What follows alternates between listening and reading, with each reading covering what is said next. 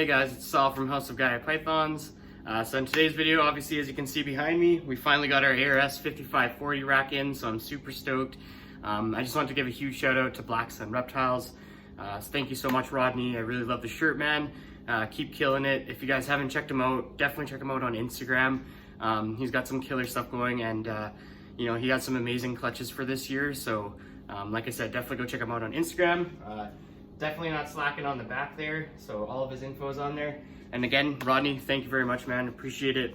Rodney is probably one of the most positive, outgoing guys I've met so far in the industry. So like I said, definitely check him out.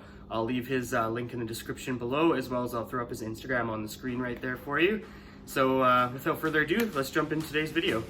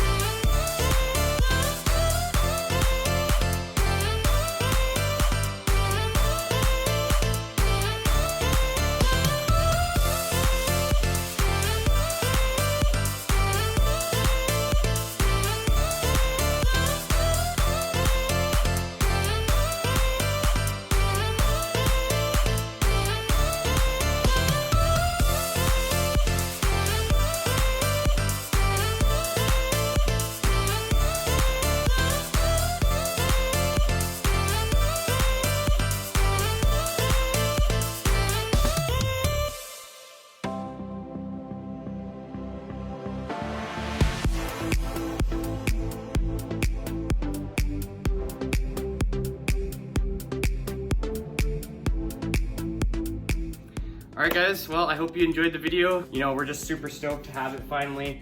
One of the things I really like about the rack, obviously, is just the fact of the ease of the drawers coming out, basically. You know, before, when I was used to PVC, getting the drawers out, they would make this super irritating sound. Some of you might know what I'm talking about. And they just kind of get stuck. So especially if you're checking on if a snake has eaten while you're in the snake room, or if you're checking for locks, sometimes that sound is enough just to scare a male or a female to unlock. So that can be super frustrating. Now, I don't really check on locks too often, to be honest. But when I do, and I would get an animal to unlock just from checking, it kind of stopped me from checking. So that's part of the reason why I didn't check very often. And also for feeding, like when I feed, I would just I'd have to leave the rat. Now, fortunately for me, I use frozen thawed, so usually if they hit it, they're gonna eat it. But it would make me have to stay at the shop, obviously, as my snakes are not at home. So I would have to stay here for, you know, longer than I would probably need to if I could just check very easily with a nice quiet drawer like the ARS. I love these tubs. Like, it's my favorite part about this is the tub size, the length. You know, the 55s are just awesome. I love having the water dish because in my other tubs I don't have a water dish, which is making me have to change the substrate way more often as they're dumping the whole water dish even after a day or two. So that aspect is amazing. I love how many I have. I can easily fit all of my adults in here, and like no problem at all. Most of my males are up to the size where I think they'll still feel comfortable in here, and I still have the option to give them a hide as well. So yeah, overall it's a really awesome rack. Everything's to temperature. The only thing I will say that I kind of wish ARS would change is the power bar they give you. It's an awesome power bar and it's massive and it has more than enough plugs. However, I wish they just had two smaller ones, one on each side, or you put both on one side, and that way you could run two probes, because I got a Herpstat 2, and obviously I would prefer to have a probe kind of maybe on the second level down and then the second level up, just to kind of make sure that the temps are a little bit more accurate. But that's not a big deal. I mean, I can buy a power bar very easily, but it would be one thing. It'd be nice if they kind of introduced two smaller power bars, and that way you can have two different probes set up on the rack itself. So in terms of the build, it was fairly easy. The instructions are pretty easy going. Like, everything was easy to put together. It's just very time consuming. There are a lot of screws you're gonna be screwing in, so I would definitely recommend, if you have two people, 2 drills is great. I was a fool, and just like most of the project I was using just like a bit that was a bit too small for the screws, so it made it that much more challenging. So I definitely recommend using a bit that fits the screws a little bit better than mine was. About halfway through the build, I started switching up. I was like, let me try a different bit, and just simply enough, that made a huge difference. Really pay attention to the pieces that are getting screwed into the bar, because I didn't really show it in the video, but one of the pieces, I think it was the side pieces, I accidentally screwed the plastic piece on the wrong angle for, I think, 20 bars. So it wasn't a big deal. It took me like no time to unscrew them and screw them back in the right way, but make sure you actually pay attention to the instructions, because that little thing basically took me an extra half an hour when it didn't have to. So I think overall, the build time took us probably about 4 or 5 hours. Now, that was with taking breaks, and again, if we had 2 drills and I didn't screw up a couple of times and stuff like that, it probably would have only taken us like maybe 3 hours or so.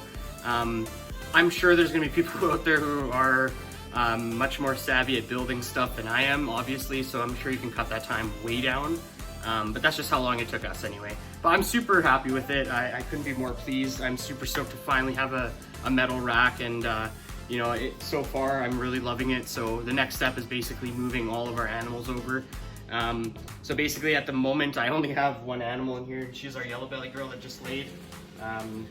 So she's still getting used to things, but I'm really loving the rack, like I said. So once I have a couple more females are going to be jumping in here. The ones that have already laid I'm going to be putting in today. And then I have 3 females that are still gravid, and then 3 more that are very close to ovulation. So basically I'll be slowly moving my animals that aren't going for the season, and waiting till animals lay before I move them right in. Anyways, guys, that's about it for today. I hope you enjoyed the video. If you have any questions or anything like that, hit me up on Instagram. I'll put it right there. I'll try to answer your questions as best as I can. Again, there are lots of other build videos out there, so if you're looking for something a little bit more in depth, I definitely recommend taking a look on YouTube because there are plenty. So I hope you guys have an awesome week. Thank you so much for watching. Again, Rodney, appreciate the shirt, man. Huge shout out to him. Go follow him on Instagram. And yeah, I hope you guys have a good day. Don't forget to stay positive and focused out there. And we'll see you guys next Saturday.